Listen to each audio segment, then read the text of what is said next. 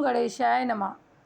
राधे राधे दोस्तों, आप सभी को जय श्री कृष्णा। आज हम आपको बहुत ही सुंदर दादी माँ और गणेश जी की यानी कि सिद्धि विनायक की छोटी सी कथा सुनाते हैं, जिसके सुनने से सिर्फ सुनने मात्र से आपके सभी कष्ट दूर हो जाएंगे। बहुत ही प्यारी सी कथा है। आइए कथा शुरू करते हैं। उससे पहले चैनल को सब्सक्राइब करें हमारी इसी तरह की कथाओं का आनंद लेने के लिए। कहानी यह है कि दादी माँ एक पवित्र महिला थीं जो भारत के एक छोटे से गांव में रहती थी। भगवान गणेश के प्रति उनकी गहरी भक्ति थी और वह अक्सर हर दिन बस भगवान गणेश की पूजा किया करती थी। एक दिन दादी माँ ने भगवान गणेश को उनके सभी आशीर्वादों के लिए उनकी कृतज्ञता के प्रतीक के रूप में एक विशेष भेंट देने का फैसला किया। दादी माँ ने अपनी ज़रूरत की सभी सामग्री इकट्ठी की और भगवान गणेश जी को मोदक नामक एक मीठा व्यंजन बनाना शुरू कर दिया, जिसे भगवान गणेश का पसंदीदा भोजन माना जाता है। जब वह पकवान बना रही थी, उसने महसूस किया कि उसके पास एक महत्वपूर्ण सामग्री गुड़ खत्म हो गया है। गुड़ के बिना मोदक बनाना असंभव होता है, क्योंकि गुड़ से ही मोदक में मिठास आती है। गुड़ न होने पर दादी माँ के मन में यह प्रश्न आने लगा कि वह भगवान गणेश को मोदक अर्पित करने से वंचित न कर रही हों। उदास होकर दादी माँ ने भगवान गणेश से प्रार्थना की कि वह लापता सामग्री यानी गुड़ को खोजने में उनकी मदद करे। दादी माँ को आश्चर्य करने के लिए एक युवा लड़का उसके सामने प्रकट हुआ, जिसके हाथ में गुड़ का एक टुकड़ा था, और लड़के ने दादी माँ को गुड़ दिया और जिसे अचानक प्रकट हुआ था वैसे ही अचानक गायब भी हो गया। दादी माँ लड़के की मदद के लिए बहुत खुश और आभारी थी।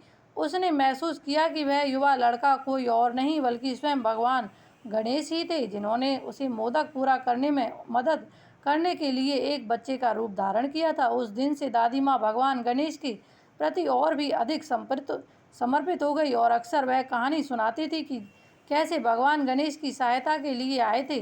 जैसे जैसे समय बीतता गया, दादी माँ बूढ़ी और कमज़ोर हो गई। वह जानती थी कि पृथ्वी पर उसका समय समाप्त हो रहा है और वह मरने से पहले आखिरी बार भगवान गणेश के देखने के लिए तरस रही थी।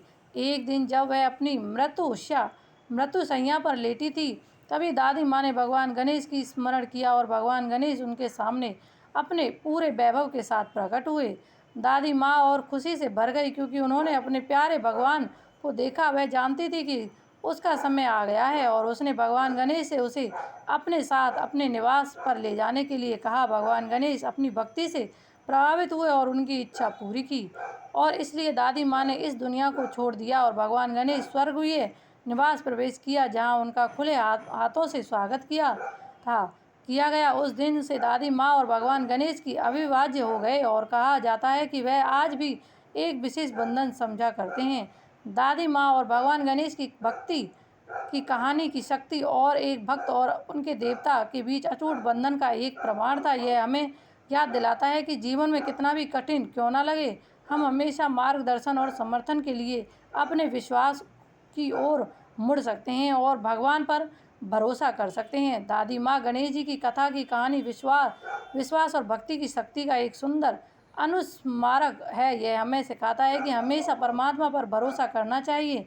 इसके विपरीत परिस्थितियों में भी कभी उम्मीद नहीं छोड़नी चाहिए। हम सभी को अपने जीवन में इसी तरह की अटूट भक्ति मिले और भगवान गणेश हमारी यात्रा में हमारा मार्गदर्शन करे। तो ये एक छोटी सी कहानी थी दादी माँ का, एक पवित्र दादी और जिनकी भगवान गणेश के प्रति गहरी भक्ति और श्रद्धा थी। तो हमने आपको ये दादी माँ की कहानी सुनाई। मोदक को भगवान गणेश की पसंदीदा भोजन माना जाता है और दादी माँ इसे उन्हें विशेष प्रसाद के रूप में बनाती है। देखो, ये छोटी सी कहानी हमने आपको सुनाई है। कहानी का संदेश क्या है?